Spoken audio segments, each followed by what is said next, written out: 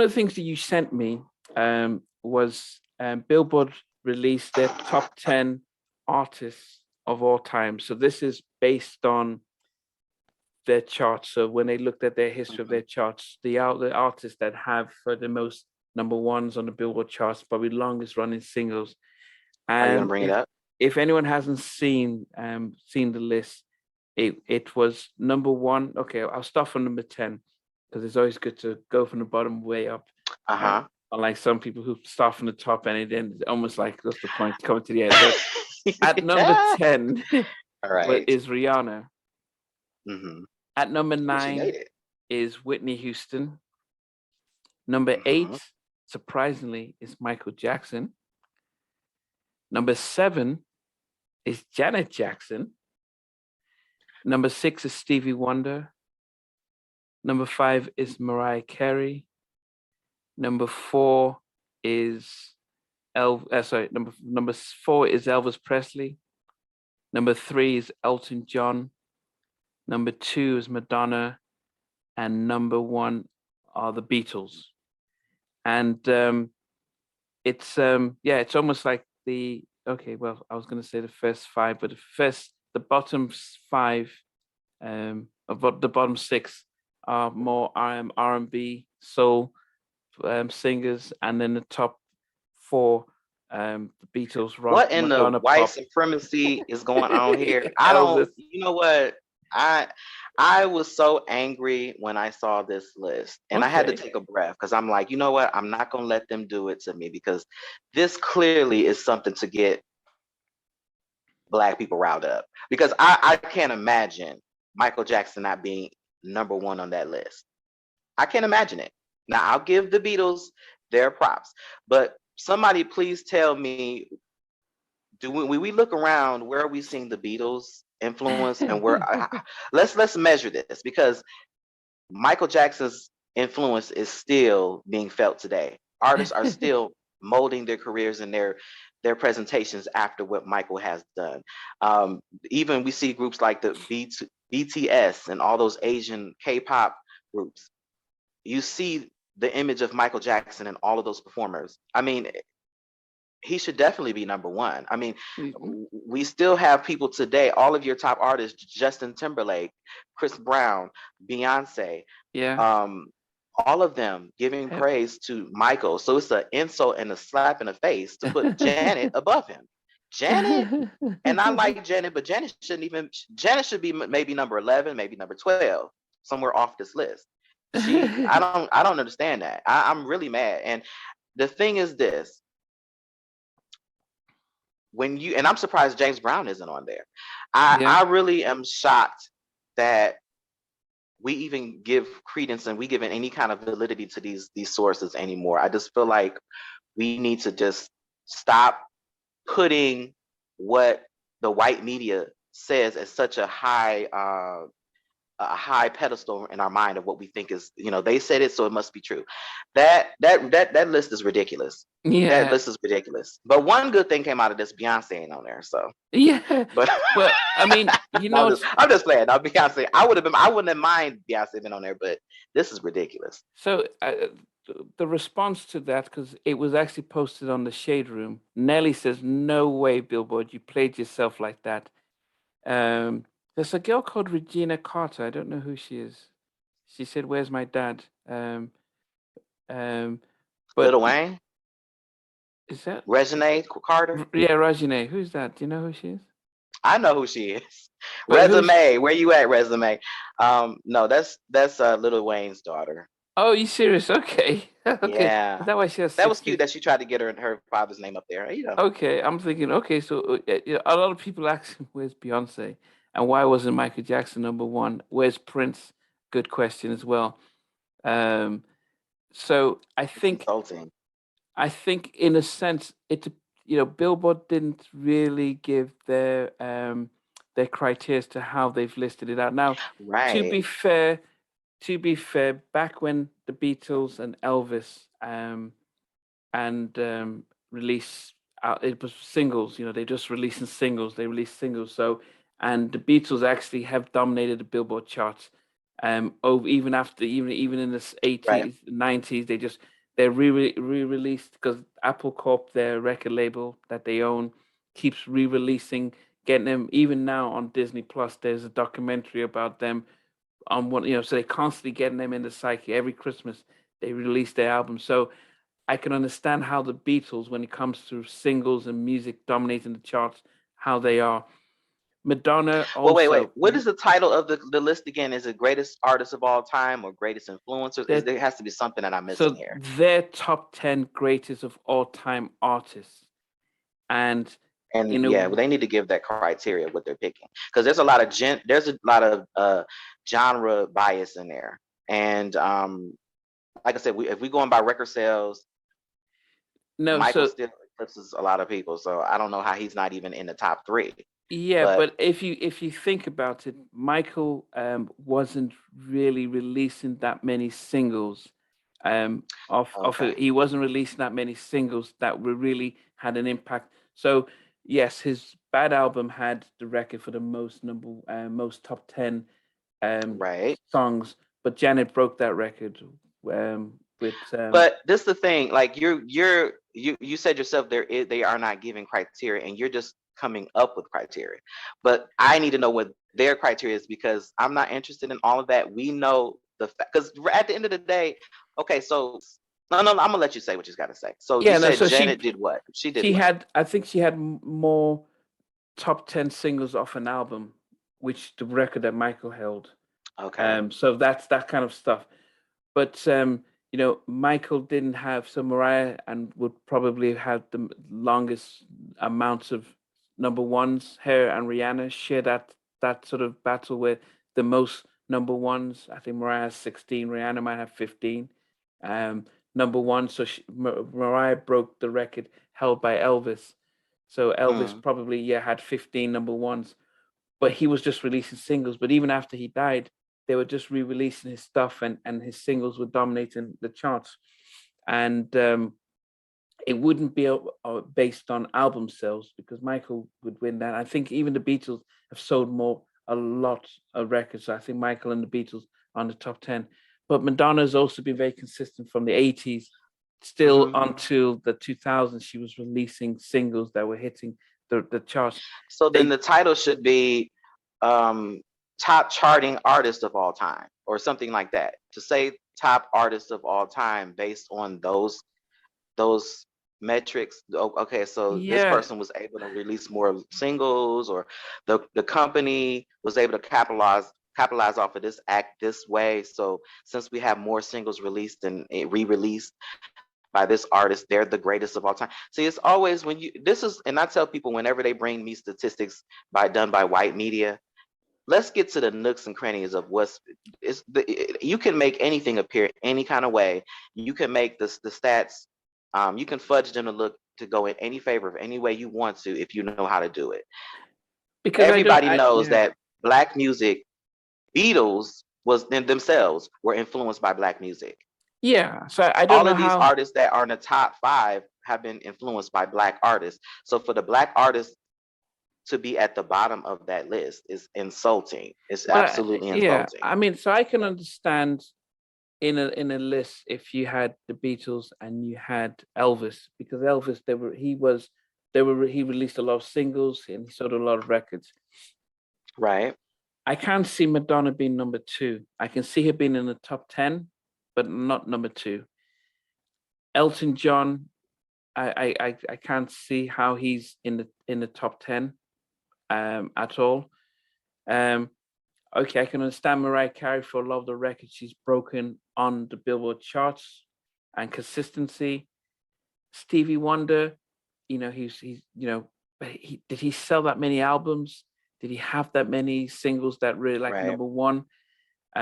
Even Janet over Michael, I don't really get that. I mean, love Janet, but I don't know if she had done more for music than her brother. And Whitney had her run, and then Rihanna recently, as I said, if Rihanna came out with a new album now, she would actually break Mariah's record of the most number ones, because she was that consistent. But she she's like, forget music. I'm making more money doing my fashion stuff. So Michael That B, maybe number she's just 8. not happy with a record deal. No, she's still signed to Def Jam. Right. Yeah. Or So Jay-Z. Maybe she's trying to wait out that contract. But yeah. But so as I anyway, said, when you talk about the list, it is I can't wait till the that next list comes out, the top rappers of all time, and then they have Eminem at number 1. Now, I don't have any. Like I said, people are like, oh, you're racist. It's not about. I'm not a racist person, but I am very aware of these tricks that they do, the white media. I'm very aware of how they like to frame. Always put themselves up here and they're the innovators and all that. But if you start actually doing some research, you start seeing, oh, what's the lady that did Hound Dog? I mean, everybody thought that was Elvis Presley's song. We didn't know. I can't even think the lady's name, unfortunately, that did the Hound Dog song. Like all of these things, if you really do any research, you'll find out, oh, Mick Jagger learned how to dance like that from Tina Turner or whoever. I mean, there's always some backstory that we don't hear about it, but there's the white face that takes on the credit and recognition for it. And it's just so unfortunate.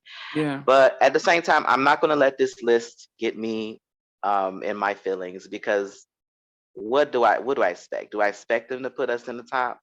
I don't expect it anyway. We all know in our hearts and our minds whose music we go to. We know who inspires us. We know who everybody is copying off of.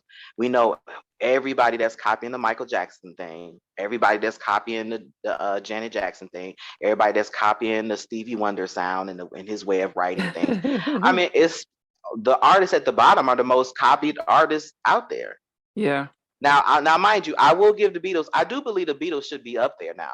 I'm not completely discrediting them. Madonna should be on the list as well. I do believe she was innovative in a lot of different ways. She's always been able to reinvent herself. That's something that she started that a lot of female artists have looked at, like Rihanna and others have benefited from learning that, that thing. But I don't agree with this list at all. I'm very, but at the same time, it's their magazine. What can I say?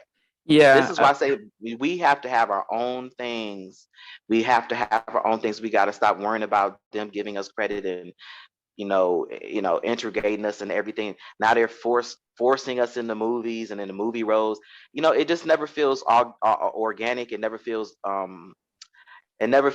natural. It feels forced and just to pander. I don't want any more pandering. I think we're at a point now, we have power. We're one of the biggest consumers, if not the biggest consumers in America. I know I'm not just excluding UK, but I'm just saying for America right now. Yeah. So we need to just pull our resources together and we need to start creating our own industries, our own medias, our own things to uplift ourselves, stop worrying about being included in their things, because they're going to always give us the short end of the stick all the time. And as I said, it's we did it in a previous podcast about the Black music outlets that have waned from a senior hall to BET, and as a result of that, the problems you do have is that there isn't anyone set up to say, let's instead of LL Cool J had to wait. This was his 6th time in acting to become inducted into the Rock and Roll Hall of Fame. So every year he got passed over, and the moment Jay-Z gets eligible, he gets in first off, and people would ask, well, Jay-Z's made more money, but has he done more to hip hop than LL Cool J? When you're thinking about coming up as a 19-year-old, being Def Jam. We think about Def Jam Records. He was Def Jam alongside Run DMC, and they signed the Beastie Boys to make the money. But when they were thinking about pure talent, it was LL and DMC, and he got passed over. And I think PR people were saying, look, you can't give Jay without LL because it won't look good.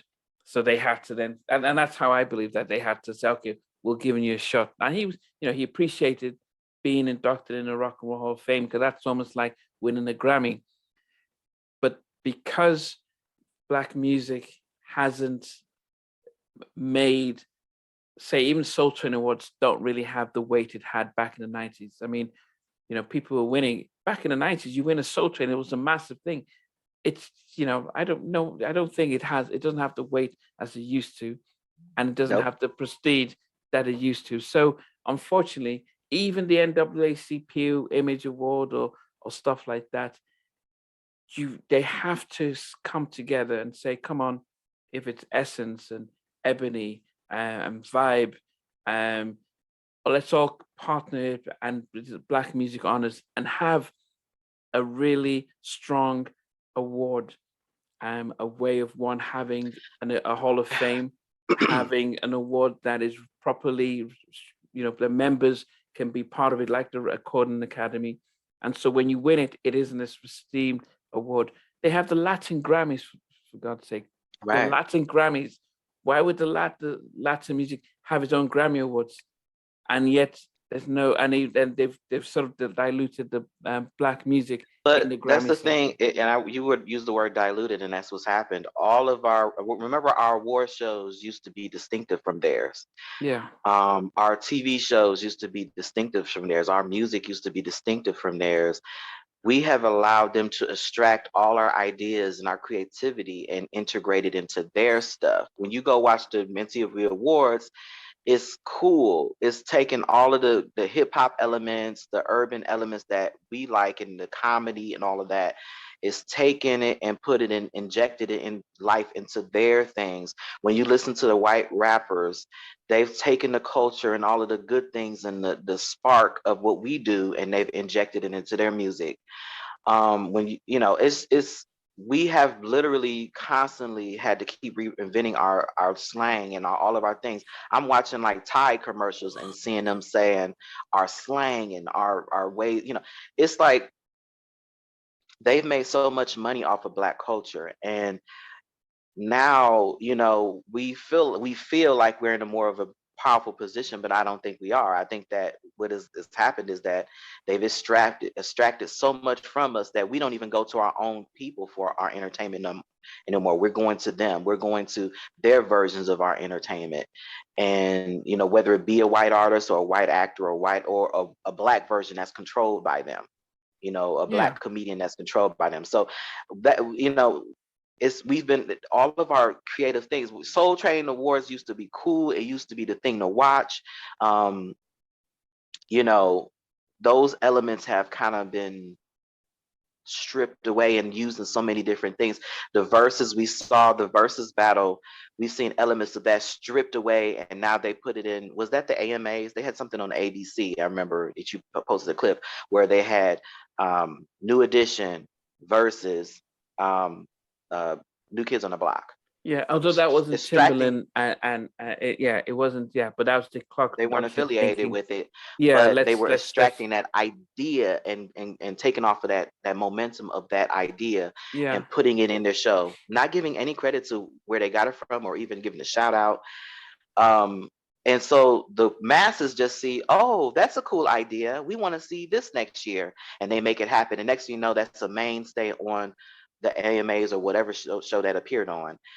This is what happens, and we allow it. We just sit back and allow it. We don't think, oh, they're accepting us. Just because they're accepting us and acknowledging us, that's enough. No, we need to start getting paid. We need to start getting positions of power. And I don't even want that. To be honest, I don't want to have anything to do with that. We need to just start taking ownership of what it is, because we keep complaining about our lack of good programming, our lack of funding, our lack of this and that and the other. It's because you have allowed your culture to be diluted and infiltrated. So it is what it is. But I'm going to rant. I'm sorry, but when I see that list and things like that, it gets me for a second, and then I remember this is America, and I remember that they've been stealing and robbing robbing us for years, and taking ideas and extracting all these things and putting their faces on it. So why should I be any more surprised of this? So I always have to catch myself from getting that anger, and just like, you know what? Let them have it, because it's coming to an end anyway.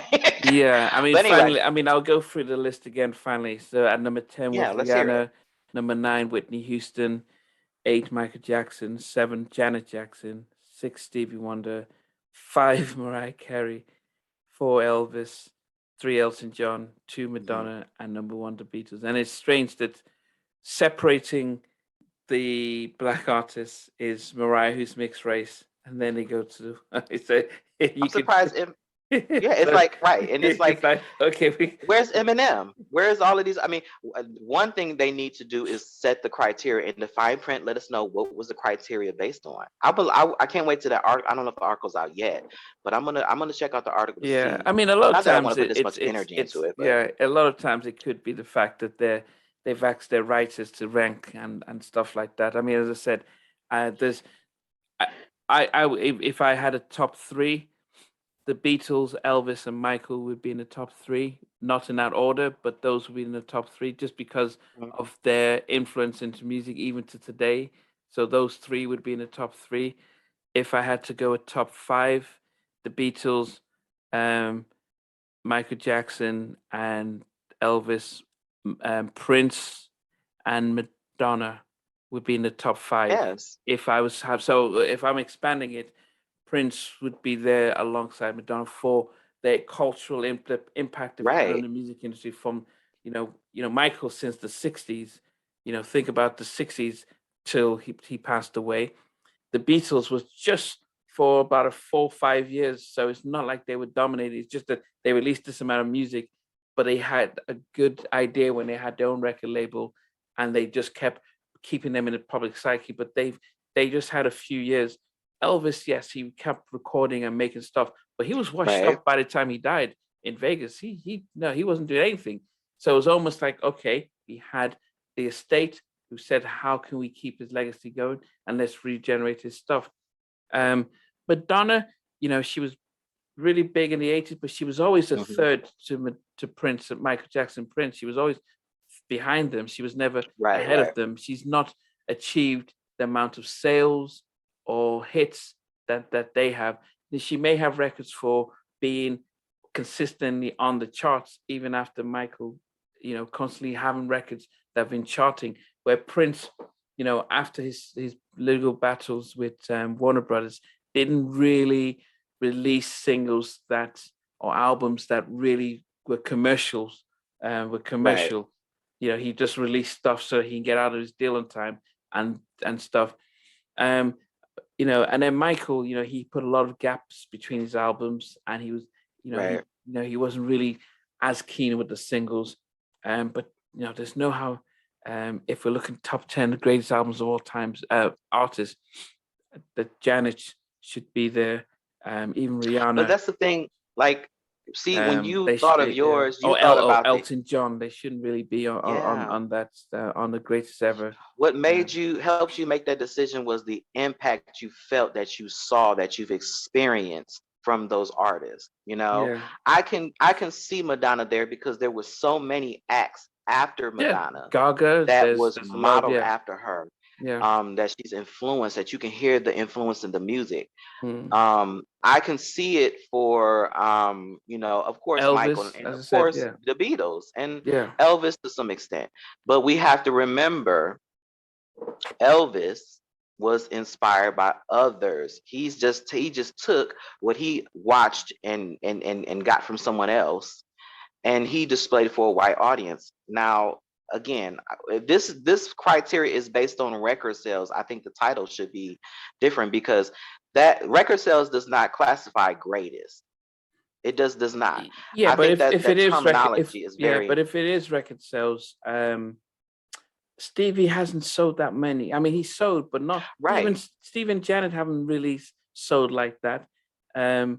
Whitney had some, the Bodyguard soundtrack was her biggest selling, but she hasn't been dominating with sales. Michael kind of, the Thriller, Bad and Dangerous all sold over. Those combined, and even Off the Wall, when you can combine them, those albums alone are over 100 million. And that's not including singles, and it's not including History. Actually was a double album that sold over 30 million. Those albums go platinum every year. It wouldn't have been sales. And if you're the talking, criteria is unclear because we don't know if it's sales, we don't know if yeah, it's influence, and that list makes no sense. And yeah, so it is what it is. yeah. Anyway, we'll think of some new stuff to tackle next time and stuff, and yeah, we'll look at some new stuff to tackle again. But anyway, it's been another interesting debate, and Yes. it'll be good to just to see how we can shape things up in the new in the new year with hopefully have segments where we get some guests on as well, and get to do interview them as well. But anyway, Okay. yeah, but for me, Nnamdi here in the UK, it's a And good Omar, I'm here in day. the States. Yeah. And we look forward to seeing you on the next episode of Can We Talk? All right. Take care.